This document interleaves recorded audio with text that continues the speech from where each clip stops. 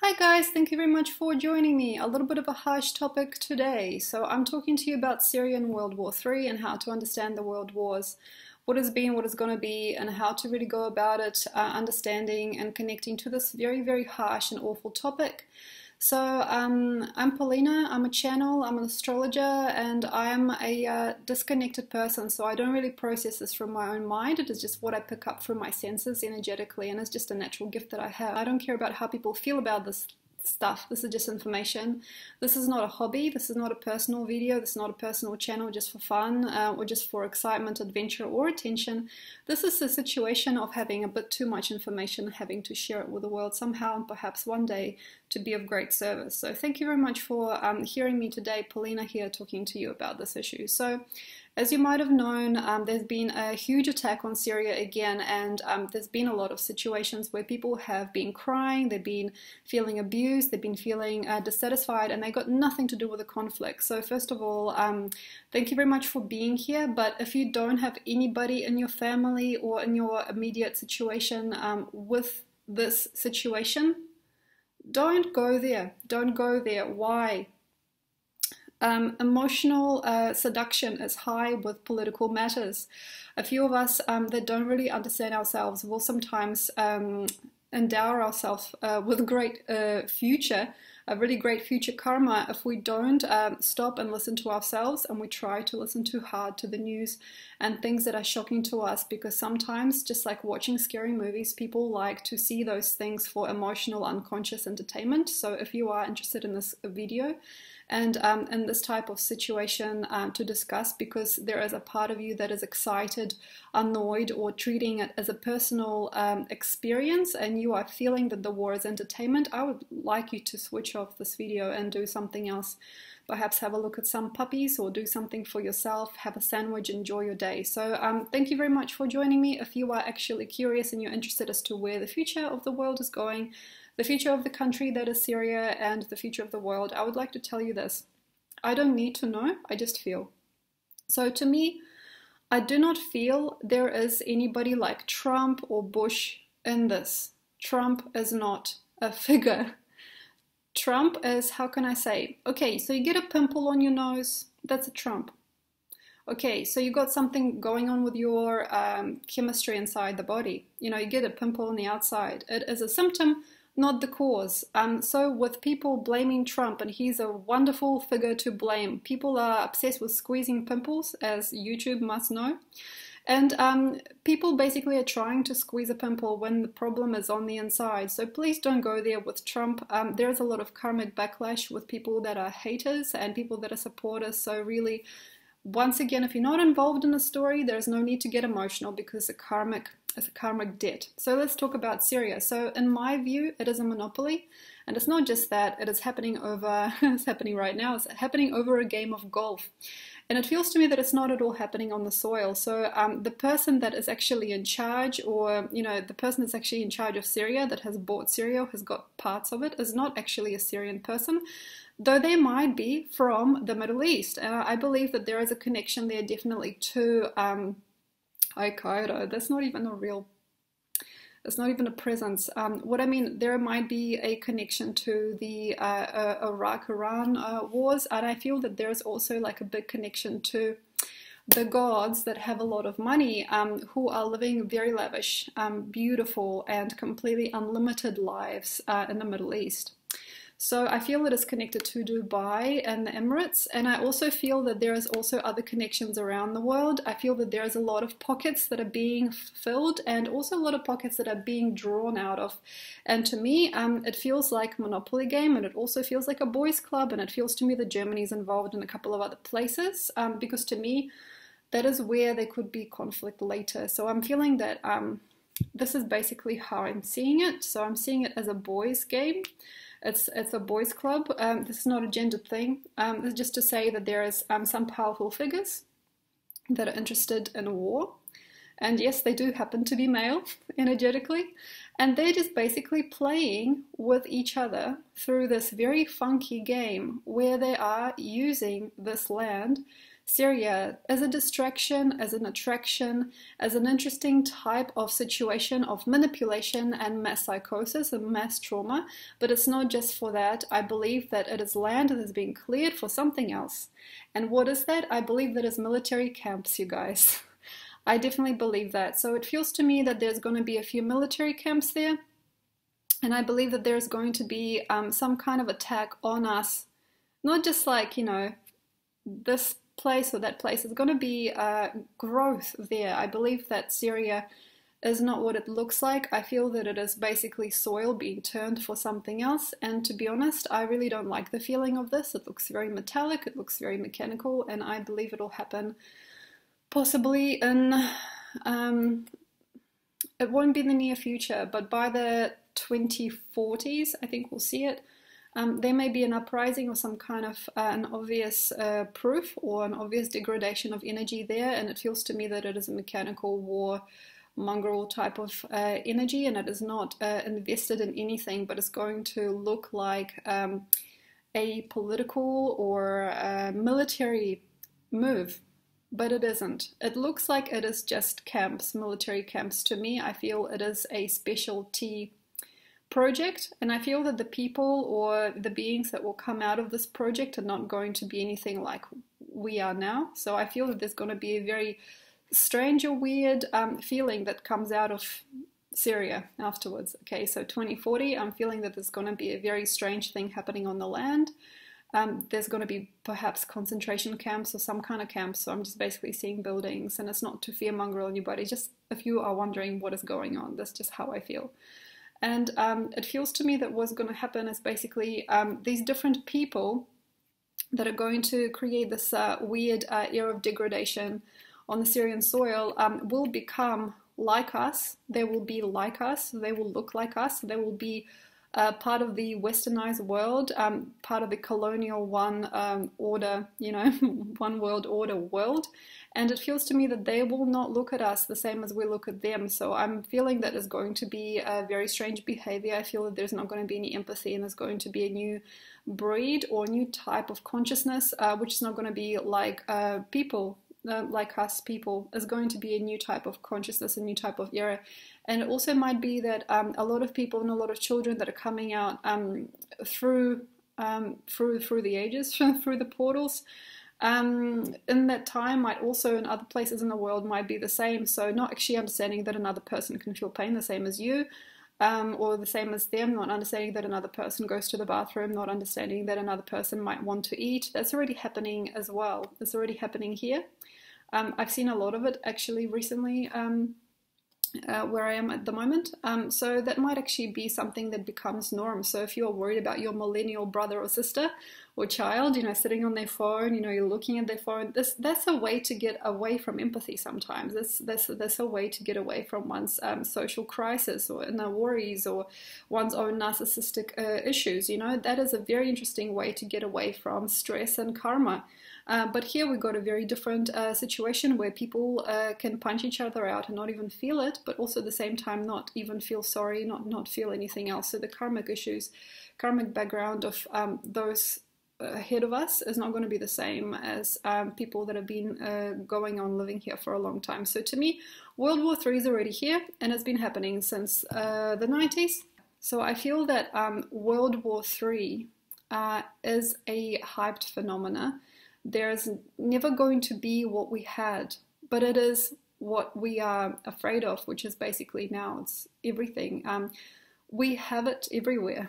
World War III, the invasion, shifting around people's, you know, how it's all working. There's only just one guy, perhaps, or maybe two people that understand how it all works, and they're all within it. And it's all basically just money, it's just power. There's not going to really ever be one place in the world that is completely segregated from others, unless it's like the deep jungle. So everything is under one person. It's almost like everybody's already bored and everything's already trying to figure itself out or trying to connect to itself. So things are getting mixed and matched, and we're all becoming one Western ruled, seemingly Western ruled energy.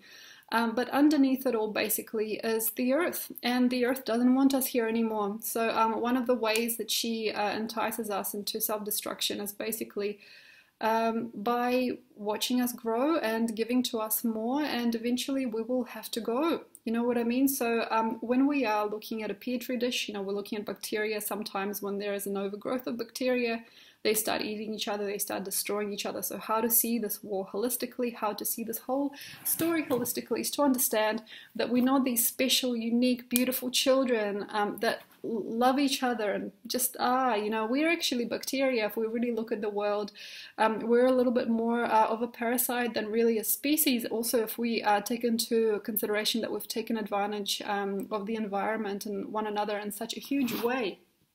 You know, we have slaves still, you know, have all these ways in which we catch ourselves. You know, we trap ourselves, we trap our attention, we trap our consciousness. We're not really working with the planet, you know, eco brands aside, you know, all of that stuff. And actually eco brands included, everything is a consumer dream. It's a consumer trap. We are basically consuming ourselves. Why? Because it's what bacteria does when there's too many. Let's talk about this. Okay, world wars. First World War. Okay, let's just talk about this, because people can get very, very upset about one detail.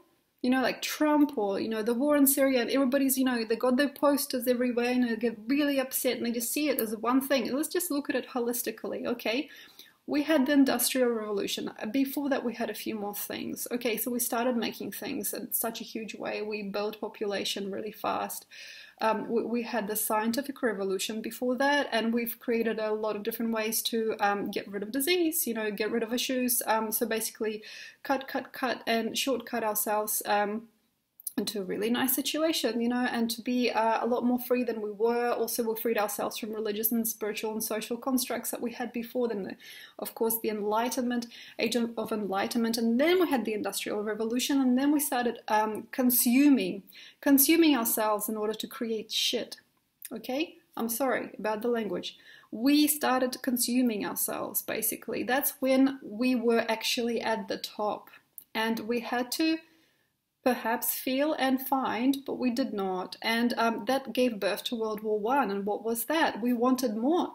We wanted more. And this is it, because basically, in my view, World War One is looking at a damaged situation, a damaged story, looking at a situation that was not fixable at the time, and it couldn't have worked any other way. So we had to break it as a species. We had to break it all apart. See, there is no them and us, or my ancestors, your ancestors. No. They're just one thing. They're just one people, okay? So we had to, break it all up. We had to damage it. We had to smash it with hammers in order to grow it anew. So that is what happened in World War One. So we basically had to destroy everything we had in order to create a new system. So if you really look at World War One, it wasn't actually an act of disassociation or some kind of like spiritual dysphoria or dystrophy. It was actually perhaps partially that, because we used to have very strong laws for thousands of years, and suddenly there was no God, especially like for the communists and for the Nazis. There was no God. There was no God.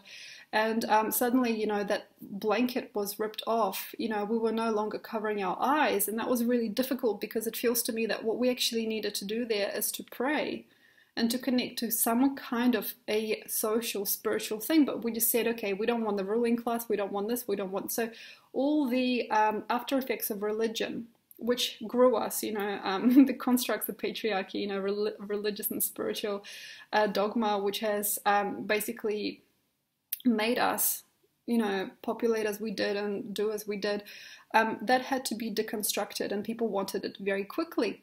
They wanted to rip the Band-Aid very fast, and that's what we did. So World War One, we ripped the Band-Aid really quickly, and that became like the new tomorrow. So the, of course, 1930s, the Depression, everything like that. So World War Two, where we had ourselves before World War One, was not as beautiful and serene as we'd like to imagine. And a lot of people like to imagine the Victorian era, you know, in the early 1900s, is something very, very plush, but it was only plush for a very, very small amount of people. And the media, you know, the photographs, all the memories, all the paintings we have are from those particular people. And for another group of persons, perhaps it was very, very hard and shameful to be themselves, especially if they, for example, trusted universally in God for such a long time. Their ancestors have prayed so much and tried so hard to be humble, and then suddenly there was no God. So there were different ways in which it all sort of like came together and came crashing down in World War One. And then what we did, we grew very fast, and we established ourselves. And where the disaster strikes, I feel, in World War Two is because people became overfed. And not just overfed, but also by seeing how much was possible and how well oiled these machines have become, these metropolis cities have become, they just went, okay, so I don't actually want to have those things, perhaps. And I feel that part of the psychosis for World War II was, I can't believe that this is working. Like I got behind the wheel of the car and I just pushed a button and off I went. And part of this was, pinch me, I can't feel myself. So World War II, to me, the concept of World War II was basically inability to be in such an amazing environment. It's like if you, for example, get sometimes a person who struggled all their life, like a refugee, for example, and you get them into a really nice, cushy apartment somewhere in Sweden, and you say, here's the payout, you can have whatever you want, here's, you know, the benefit for you and your children. Sometimes things happen and there's a lot of depression, disappointment, and also very surreal, unhuman experiences this person can have sometimes because it's unbelievable. And it feels to me that unbelievable feeling is what pushed World War II, because it feels to me that Mussolini, Hitler, especially Mussolini, had no idea. I'm like, oh my God, I can't believe I'm in a driving seat. I can't believe this is working. I can't believe nobody's telling me off.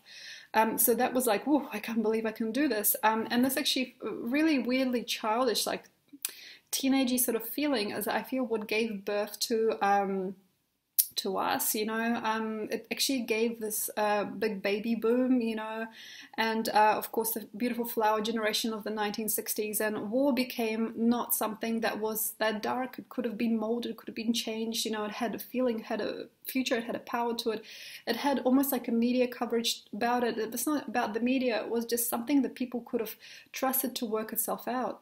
You know, because like, I can't believe I did this, you know, 1940s, you know, the collective all. And then in the 1960s, people just went, wow, I can't believe we worried about the war. I mean, it's possible, you know, war is over, flower power, you know, we can do it. And then from the 60s to about the 80s, as we have revived ourselves so much that we didn't care about God again. We didn't care about spirit. And we didn't care to be together. We just actually wanted to be apart in our own houses. And this is basically what it is. We have become overgrown as bacteria. And also because of how we've been raised, perhaps, and blessed to be, you know, born in really beautiful families, I hope. And, you know, I'm sure there were many beautiful families that basically said for many, many centuries, okay, what my neighbor has, flowers in my neighbor's garden, mine will be bigger, you know, or like, okay, so neighbor's wife is beautiful, mine will be two, and I will have two children just like my neighbor. And people basically grew and grew and grew until the 90s, actually late 80s, and that's where I feel the actual Third World War began. But the reason why it doesn't look like it has is because it's a silent death. So there's an emptiness and there's a clutter of stuff, you know, and the war's already inside. We are the war, you know. And this is how come it's happening all over the world. These types of situations where we, you know, see a spark and we can see in that actual literal war on the TV is not what it seems, because the war is inside of us all. We don't have either connection to earth or one another.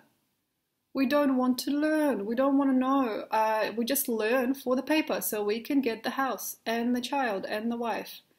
We don't want to know. We want to go on the holiday.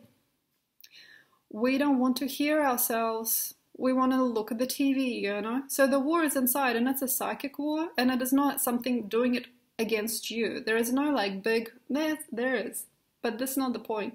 The big antenna, this pulsing negative messages, you know. There's Monsanto, all of these things are just an offshoot from that. So what is happening again with bacteria that doesn't want to live anymore because it's too many of it, starts eating itself. So consciousness is not going forward, but it can have more. So it's like, yeah, okay, before I was, say, Paulina in New Zealand, now I'm going to be Paulina in Bali. Then I'm going to be Paulina in Spain, you know. So what we have here is something that is a dreamer's disease, you know, a person that can go through and they can dream through worlds, but they don't actually really want to learn, know, or care to really exist.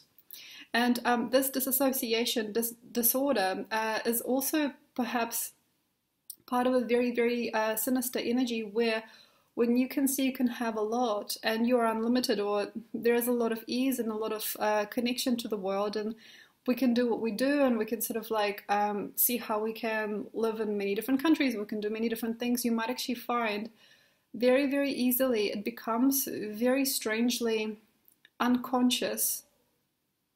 But we sometimes don't actually feel what another person feels. And when I said earlier about Syria becoming a center for perhaps New World Order, or perhaps for the new psyche, or like for the new military experiments, I do believe one of the reasons why is because we don't feel anything.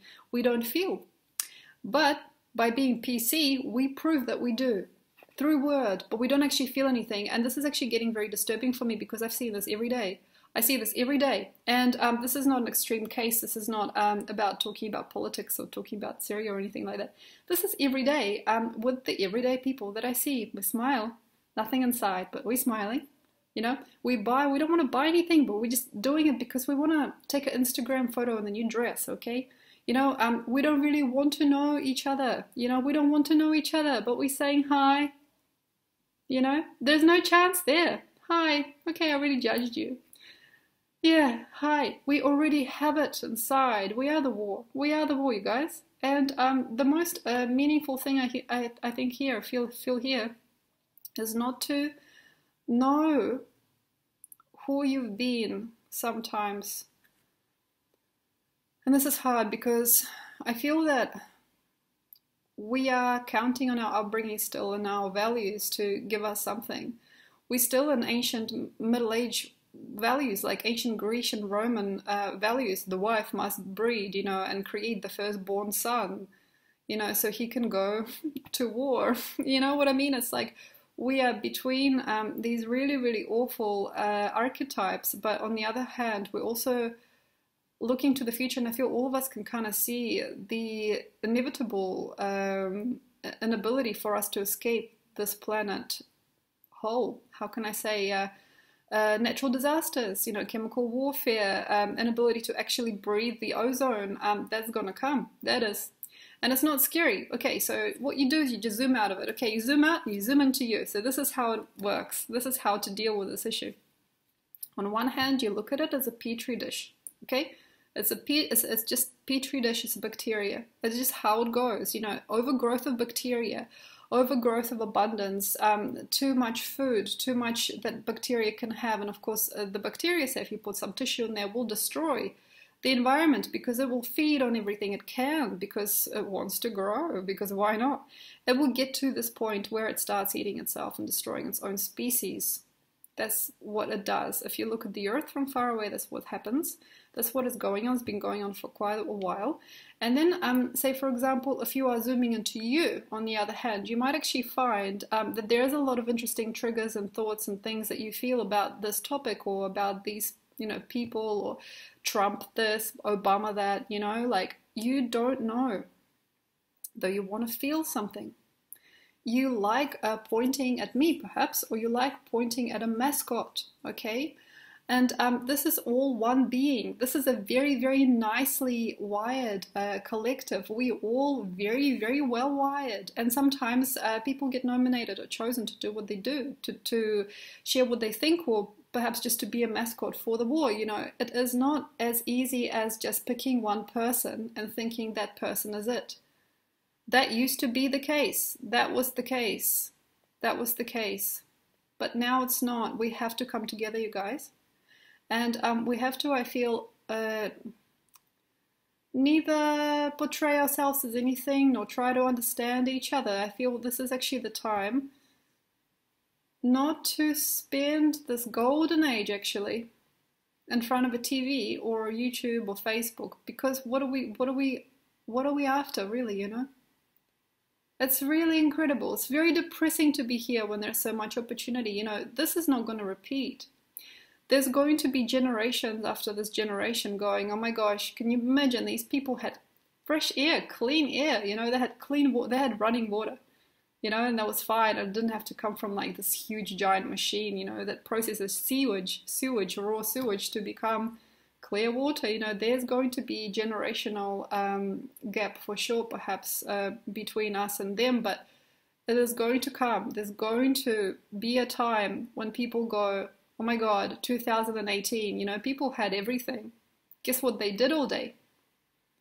They sat there in front of the TV or they sat online, and you know what they did? They just did this. And perhaps this is why we're doing this, is because maybe we have this fear of what we've become, and nature has no way of showing us who she is anymore. And why this is perhaps a product of Earth not liking to play with us anymore. I think she's had her fun. You know, that's the thing. Earth is not looking to us, I feel, how she did. She was enticed, to me, energetically, very interested in what, you know, what we did, what we were. In my view, energetically, I don't feel she's into it. I don't think she's into it. I don't believe that the Earth is into it. So that to me feels like she's kind of like being herself, and she's just seeing who she is with us, you know, in her system, or on her, or within her, within the realm of her. And it feels to me that she's not worried, but she's going to not be able to be the same. She will need to shake us off eventually, because this is not going to be easy for her. And sometimes this probably happens to you if you have a virus, you know, and then you have the sweats and you spew, you know, you puke and, you know, go to the bathroom, you can't stop, you know, defecating, or say you can't stop shaking, you get the fever, and it's coming to us all, you know. So why brought this up? Okay, stop trying to finger point at me or finger point at others, because this is all it. This is all one big thing. And there's no war machine. We are all inside it. We are all within it. We're all with it, you know. And who you were back, you know, then is who you are now. So in a sense, energetically, we need to take responsibility for being us, for being human, okay? And this is hard for me, okay? So there is this really interesting disconnection that we have sometimes from our forefathers, from our family, from our mom and dad especially, sometimes from our sisters and brothers, and from everybody, like the guy down the road. We don't want to take responsibility for anything, and it's so nice at the end of a working day to sit down in front of a TV and point at Trump and cry or like weep about Syria without really feeling anything, okay? It's very easy, but we have to, it feels to me that we really have to have a look as to why we've done what we've done, like looking at the patriarchal system, how it went, you know, what was before, how history kind of changed itself. Perhaps your mother's stories about your grandfather or grandmother, perhaps there is something missing, or there's something coming true. There are a few different things that could probably lead us to ourselves very, very easily, and it's just about getting embodied, getting together, and not flying off with the seduction of the new age, of the coming age. So for us all, I feel there is quite a bit of homework. If we are feeling or thinking to evolve out of this trauma, okay, I feel that, okay, it is actually likely to shift this, but I feel that these wars go in an algorithm. I feel there is not going to be that many people that are going to want to change things. I also feel that a lot of light workers and people that are working with consciousness and trying to elevate the grid or the spectrum aren't actually going to be there anymore. I'm feeling there's going to be like exodus. I also almost like feel that it could be even a religious or spiritual culling, but it can actually just be a disconnect, so not wanting to focus on world issues. I feel there's going to be a few of us people, you know, who are, you know, helping the grids and helping humanity, or like doing big work, that are just not going to be there anymore, not going to be available. And it feels to me not to be an abandonment of the issue, not being the walking away from the world. I feel it could actually be something of a next calling, because it feels that the petri dish is full. So um, the way to look at it now is basically science. You know, there is an algorithm of the wars. They're not really truly connected. They don't come one out of the other. They're not like a series of books or anything, you know. But you can see when the next one's going to be, and then there's going to be another two, and then there's not going to be any more. So basically, to me, I don't want to like scare anybody. I don't want to like fearmonger anybody, but we're looking at something finite, okay? So the world is not going to just feed you grapes and, you know, fan you with palm leaves, you know. The stories that we have now, you know, people going overseas and experiencing upper class living, you know, from, you know, impoverished places like Philippines, you know, and Thailand to a degree, you know, Malaysia. We are not real, okay? So people that travel also, yeah? So people that are buying expensive cars, you know, people with nice clothes, people with great earrings, you know, like people with a nice life, people with a poster picture perfect relationship or what looks like itself. We're all a little bit stuck somewhere, you know what I mean? It's not what it seems. There is no truth in it. The illusion is going, and I'll tell you what, Neptune, astrology. Hey astrologers, are you nerdy enough for this? Okay, so Neptune is going into Aries. You know what that is? It's like no man's zone, that sort of little spot there between Pisces and Aries, and the dream is at its peak now. We're dreaming the dream. We are dreaming the galactic dream. You know, we're going to the waterfalls. We're skiing in the Swedish Alps. You know, we're going to the Bahamas. You know, we're buying that nice race car. You know, we're having 7 children. You know, we're doing all the beautiful things that we've always probably dreamed. But here we are at the crossroads. Neptune is going into Aries, and guess what we want to do? Break free. We want to abandon ship. We don't care.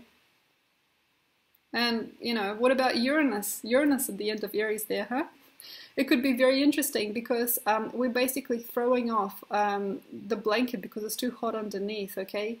It is not going to be an easy ride, Neptune and Aries, or Uranus going into Taurus. You know, that's not going to be easy. There's going to be a lot of different type of stuff happening.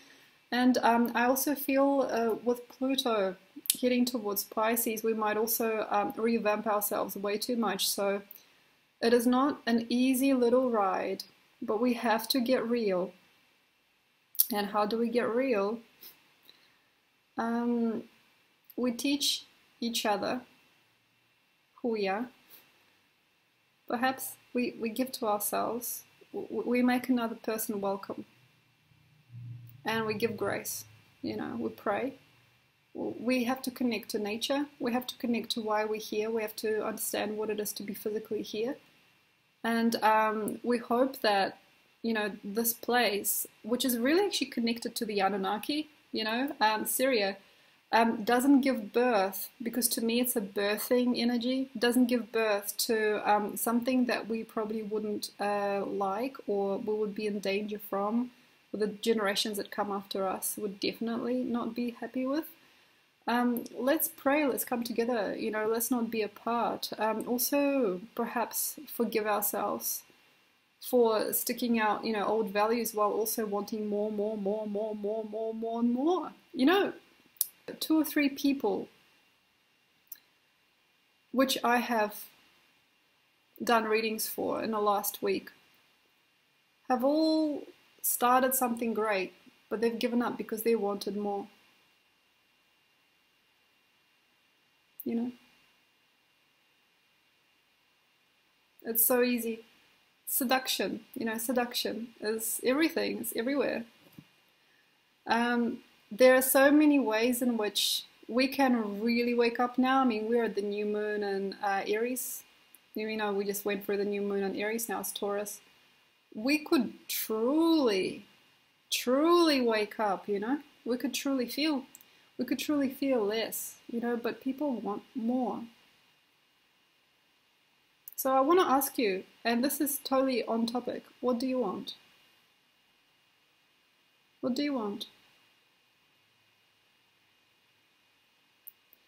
Do you want to upgrade your iPhone? Did you know what it took to make the iPhone? Who made it? How many people made it? How many people were involved, and who was abused during the process? You know, who was abducted, perhaps, you know, in the process of creating it, just so their family could eat. What is in that new fancy dress? You know? And who are you becoming through all these different things that you want to experience or achieve? Who is the man next to you? Do you really know him? Can you remember his surname? You know, what's that woman doing in your life? Is she listening? You know, are you connecting? Do you have a lot to talk about? Have you got the same interests? Do you look at life the same way? Got to ask you what you want. We're in a really, really amazing age now. We can really cause a lot of waves through who we are, but we need to get to the point of that. Not manifestation. Oh yeah, I want a great big house. You know, I want a great big life. You know, yeah, great big life. Like Beyonce, like, you know, Shakira, you know. Like Arnold Schwarzenegger, you know, you want to be somebody else's life. You know, what if it could be different? You know, I want. You know what's behind this I would like is fear of not being loved. And then beyond this is actually not wanting to know who you are, which is everybody that's ever lived. You are. Everyone who's ever lived. And what's psychic work really truly is just embodiment of all the different people that have ever done anything, ever existed, that ever lived, ever learned. Okay, so this is basically it. You are me, I am you, everything is one. And we need to take responsibility, hopefully, and take advantage of this beautiful, gracious, abundant and worthy time to still ourselves enough to feel who we have come to be.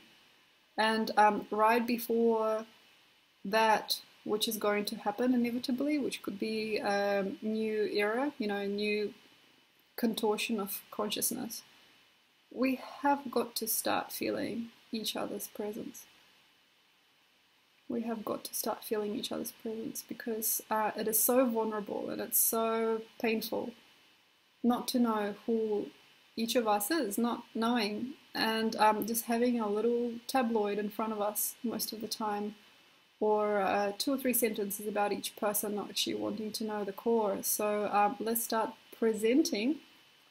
Present. Let's be present. Exist fully.